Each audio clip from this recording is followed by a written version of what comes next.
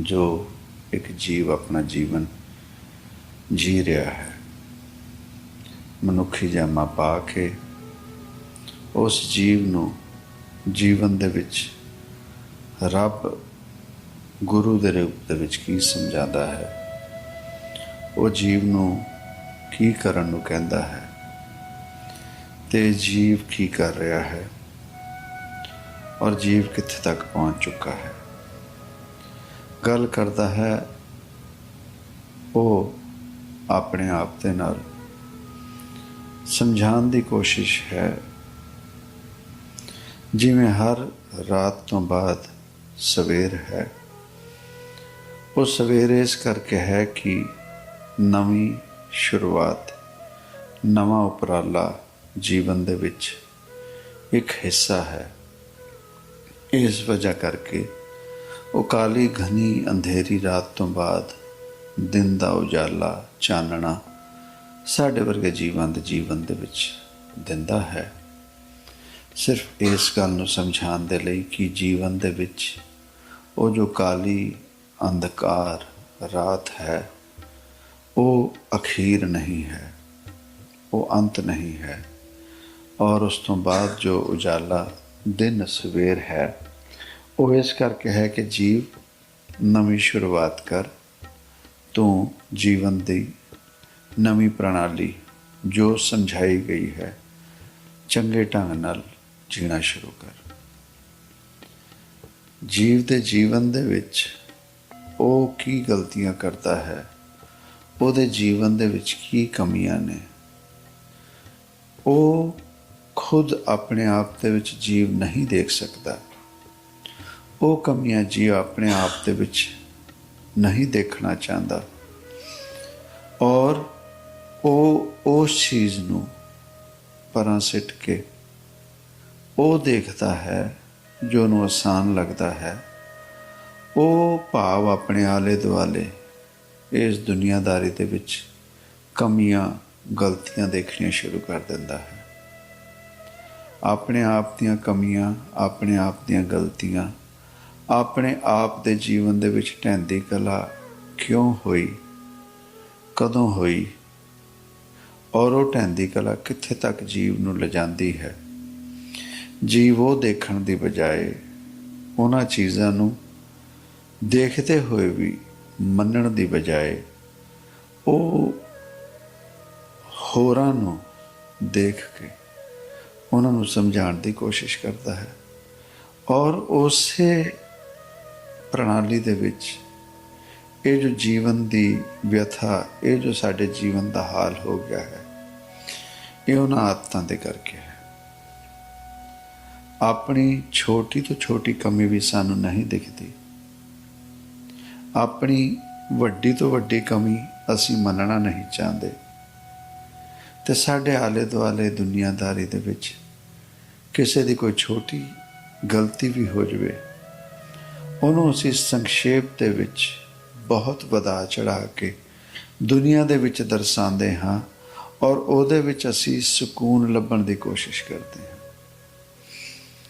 ਉਹ ਜੋ ਕੰਪੈਰੀਜ਼ਨ ਅਸੀਂ ਇੱਕ ਦੂਜੇ ਦੇ ਨਾਲ ਕਰਦੇ ਹਾਂ ਉਹ ਜੀਵਨ ਦੇ ਵਿੱਚ ਚੜ੍ਹਦੀ ਕਲਾ ਵਾਸਤੇ ਨਹੀਂ ਹੈ। ਉਹ ਜੋ ਵੀ ਅਸੀਂ ਦੂਜਿਆਂ ਦੀਆਂ ਕਮੀਆਂ ਦੇਖ ਕੇ ਉਹਨਾਂ ਨੂੰ ਦਰਸਾਉਂਦੇ ਹਾਂ, ਉਹਨਾਂ ਨੂੰ ਦਿਖਾ ਕੇ, ਉਹਨਾਂ ਨੂੰ ਸੁਣਾ ਕੇ ਅਸੀਂ ਜੋ ਆਪਣੇ ਆਪ ਦੇ ਵਿੱਚ ਫਖਰ ਮਹਿਸੂਸ ਕਰਦੇ ਹਾਂ ਉਹ ਅਸਲ ਰੂਪ ਦੇ ਵਿੱਚ ਚੜ੍ਹਦੀ ਕਲਾ ਦੀ ਉਚਾਈਆਂ 'ਤੇ ਜਾਣ ਦਾ ਕੋਈ ਇਸ਼ਾਰਾ ਨਹੀਂ ਹੈ। ਉਹ ਇਸ਼ਾਰਾ ਹੈ ਸਾਡੇ ਜੀਵਨ ਦੀ ਢਹਿੰਦੀ ਕਲਾ, ਜੀਵਨ ਦੇ ਵਿੱਚ ਹੇਠਾਂ ਗਿਰਨ ਦਾ। ਕਾਰਨ ਉਹ ਜੀਵ ਜੋ ਆਪ ਜੀਵਨ ਦੇ ਵਿੱਚ ਤਰੱਕੀ ਨਹੀਂ ਕਰ ਸਕਿਆ, ਉਹ ਜੀਵ ਜੋ ਜੀਵਨ ਦੇ ਵਿੱਚ ਉਚਾਈਆਂ 'ਚ ਨਹੀਂ ਜਾਣਾ ਚਾਹੁੰਦਾ, ਉਹ ਜੀਵ ਆਪਣੇ ਆਪ ਨੂੰ ਇੱਕ ਜਗ੍ਹਾ 'ਤੇ ਠਹਿਰਾਵ ਕਰਕੇ ਇੱਕ ਜਗ੍ਹਾ 'ਤੇ ਬਹਿ ਜਾਂਦਾ ਹੈ ਔਰ ਉਹ ਜੀਵ ਜੋ ਉਚਾਈਆਂ 'ਤੇ ਜਾਣਾ ਚਾਹੁੰਦੇ ਨੇ, ਜੋ ਉਚਾਈਆਂ 'ਤੇ ਜਾ ਰਹੇ ਨੇ, ਉਹਨਾਂ ਨੂੰ ਚੜ੍ਹਦੀ ਕਲਾ ਵੱਲ ਜਾਂਦੇ ਹੋਏ ਨਹੀਂ ਦੇਖ ਸਕਦਾ। ਅਤੇ ਬਹੁਤ ਸੌਖਾ ਜਿਹਾ ਤਰੀਕਾ ਹੈ ਕਿ ਉਹਨੂੰ ਆਪਣੇ ਨਾਲ ਖਿੱਚ ਕੇ ਬਿਠਾ ਲੈਣਾ, ਆਪਣੇ ਤੱਕ ਸੀਮਿਤ ਕਰ ਲੈਣਾ ਔਰ ਕਮੀਆਂ ਐਸੀਆਂ ਦਰਸਾ ਦੇਣੀਆਂ ਔਰ ਇੱਕ ਸਕੂਨ ਇਸ ਗੱਲ ਵਿੱਚ ਪਾ ਲੈਣਾ ਕਿ ਇਹ ਸਾਡੀ ਗੱਲ ਦੇ ਵਿੱਚ ਆ ਗਿਆ। ਔਰ ਜੀਵਨ ਦੀ ਤਰੱਕੀ ਜੋ ਉਹ ਜੀਵ ਕਰ ਰਿਹਾ ਸੀ, ਜੋ ਸਾਨੂੰ ਕਰਨੀ ਚਾਹੀਦੀ ਸੀ, ਉਹਨੂੰ ਵੀ ਰੋਕ ਲਿਆ ਅਤੇ ਆਪ ਵੀ ਸਕੂਨ ਦੇ ਵਿੱਚ ਕਿ ਮੈਂ ਜਿਹੋ ਜਿਹਾ ਜੀਵਨ ਜੀ ਰਿਹਾ ਹਾਂ ਉਹ ਸੰਪੂਰਨ ਹੈ ਔਰ ਇਸ ਜੀਵਨ ਦੇ ਵਿੱਚ ਆਨੰਦ ਹੈ। ਉਹ ਗੁਰੂ ਘਰ ਜਿਨ੍ਹਾਂ ਦੇ ਸਿਰ 'ਤੇ ਧਰਤੀ ਟਿਕੀ ਹੈ, ਉਹ ਰੱਬ ਦੇ ਘਰ ਜੋ ਅੱਜ ਦੇ ਸਮੇਂ ਦੇ ਵਿੱਚ ਦੁਨੀਆਦਾਰ ਨੂੰ ਸਮਝਾਉਣ ਦੀ ਕੋਸ਼ਿਸ਼ ਕਰ ਰਹੇ ਨੇ, ਉਹਨਾਂ ਦੇ ਸਮਝਾਉਣ ਦੇ ਵਿੱਚ ਕੋਈ ਵੀ ਗਲਤ ਰਾਏ, ਕੋਈ ਵੀ ਗਲਤ ਗੱਲ ਨਹੀਂ ਹੈ। ਉਹ ਸੌਖਾ, ਸੱਚਾ, ਸੁੱਚਾ ਔਰ ਬਿਨਾਂ ਮੈਨੂਪੂਲੇਸ਼ਨ ਦਾ ਜੀਵਨ ਜੀਣ ਨੂੰ ਸਾਡੇ ਵਰਗੇ ਜੀਵਨ ਨੂੰ ਸਮਝਾਉਂਦੇ ਨੇ। ਸੁਪੈਂਡਾ, ਬਹੁਤ ਸਿੱਧਾ, ਸੌਖਾ, ਸਾਫ ਸੁਥਰਾ ਰਸਤਾ। ਪਰ ਉਹ ਇੰਨਾ ਜ਼ਿਆਦਾ ਸਾਫ ਸੁਥਰਾ ਹੈ, ਇੰਨਾ ਜ਼ਿਆਦਾ ਕਿ ਅਸੀਂ ਅੱਜ ਦੇ ਸਮੇਂ ਦੇ ਵਿੱਚ ਸਾਫ ਸੁਥਰੀ ਚੀਜ਼, ਸਾਫ ਸੁਥਰੇ ਵਾਤਾਵਰਣ, ਸਾਫ ਸੁਥਰੇ ਜੀਵਨ ਦੇ ਆਦੀ ਨਹੀਂ ਰਹਿ ਗਏ। ਅੱਜ ਦੇ ਸਮੇਂ ਦੇ ਵਿੱਚ ਤੇ ਪੁਰਬਲੇ ਸਮਿਆਂ ਦੇ ਵਿੱਚ ਫਰਕ ਇੰਨਾ ਆ ਗਿਆ ਕਿ ਪੁਰਬਲੇ ਸਮਿਆਂ ਦੇ ਵਿੱਚ ਉਹ ਜਿਹਨੂੰ ਅਸੀਂ ਦੇਸੀ ਘੇ ਕਹਿੰਦੇ ਹਾਂ, ਉਹ ਜੀਵ ਖੁੱਲ੍ਹ ਕੇ ਵੱਧ ਤੋਂ ਵੱਧ ਉਹਦਾ ਵਰਤੋਂ ਕਰਦੇ ਸੀ ਔਰ ਸਰੀਰ ਨੂੰ ਰਿਸ਼ਟ ਪੁਸ਼ਟ ਸਮਝਦੇ ਸੀ। ਅੱਜ ਦੇ ਸਮੇਂ ਦੇ ਵਿੱਚ ਉਹੀ ਸਵੱਛ, ਉਹੀ ਦੇਸੀ ਘੇ ਜੇ ਸਾਡੇ ਵਰਗੇ ਜੀਵ ਨੂੰ ਦੇ ਦਿੱਤਾ ਜਾਏ ਤੇ ਸਾਡਾ ਅੰਦਰ ਜੋ ਹੈ ਸਹਾਰ ਨਹੀਂ ਸਕਦਾ, ਸਿਸਟਮ ਗੜਬੜਾ ਜਾਂਦਾ ਹੈ। ਇੰਨੀ ਕੁ ਜ਼ਿਆਦਾ ਇੰਪਿਓਰਿਟੀ ਸਾਡੇ ਵਿੱਚ ਹੋ ਗਈ ਔਰ ਪਿਓਰ ਚੀਜ਼ ਜੋ ਹੈ, ਸ਼ੁੱਧ ਚੀਜ਼ ਸਾਨੂੰ ਹਜਮ ਨਹੀਂ ਹੁੰਦੀ। ਸਾਡੇ ਹਾਜ਼ਮੇ ਨੂੰ ਉਹ ਸ਼ੁੱਧ ਚੀਜ਼ ਖਰਾਬ ਕਰ ਦਿੰਦੀ ਹੈ। ਪਰ ਅਸਲ ਰੂਪ ਦੇ ਵਿੱਚ ਉਹ ਦੁੱਧ ਤੋਂ ਘੇ ਤੱਕ ਦਾ ਜੋ ਸਫ਼ਰ ਹੈ ਉਹ ਆਪਣੇ ਆਪ ਦੇ ਵਿੱਚ ਹੈ ਔਰ ਘੇ ਆਪਣੇ ਆਪ ਦੇ ਵਿੱਚ ਹੋਣਾ ਭਾਵ ਸ਼ੁੱਧ ਹੋ ਗਿਆ। ਉਹ ਤੋਂ ਬਾਅਦ ਉਹਦੇ ਵਿੱਚ ਕੋਈ ਚੀਜ਼ ਹੋਰ ਨਹੀਂ ਨਿਕਲ ਸਕਦੀ। ਉਹ ਅਖੀਰ ਹੈ ਦੁੱਧ ਦੇ ਪੜਾਅ ਦੀ।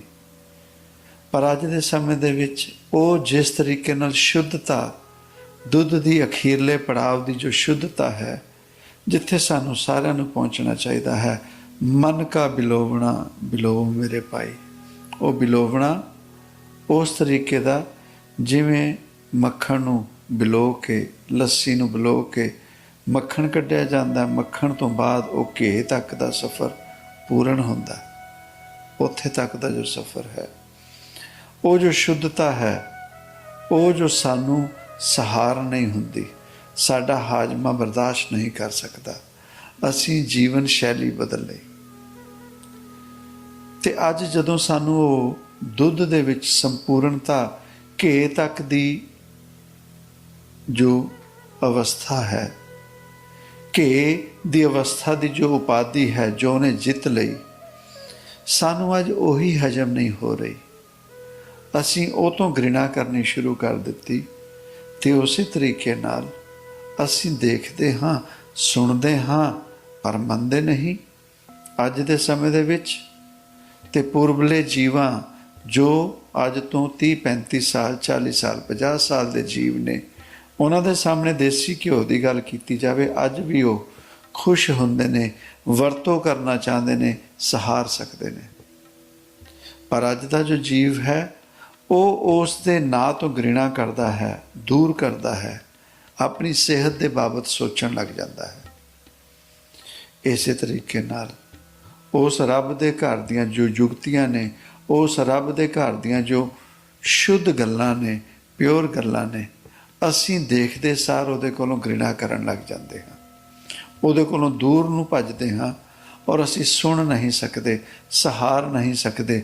ਜਿਸ ਤਰੀਕੇ ਨਾਲ ਉਹ ਦੇਸੀ ਘਿਓ ਸਾਡਾ ਹਾਜ਼ਮਾ ਖਰਾਬ ਕਰ ਦਿੰਦਾ ਹੈ, ਅੱਜ ਦੇ ਸਮੇਂ ਦੇ ਵਿੱਚ ਉਸੇ ਤਰੀਕੇ ਨਾਲ ਉਹ ਜੋ ਸ਼ੁੱਧ ਗੱਲਾਂ ਨੇ, ਉਸ ਗੁਰੂ ਘਰ ਦੀਆਂ, ਉਸ ਰੱਬ ਦੇ ਘਰ ਦੀਆਂ, ਉਹ ਸਾਡੇ ਹਾਜ਼ਮੇ ਨੂੰ ਖਰਾਬ ਕਰ ਦਿੰਦੇ।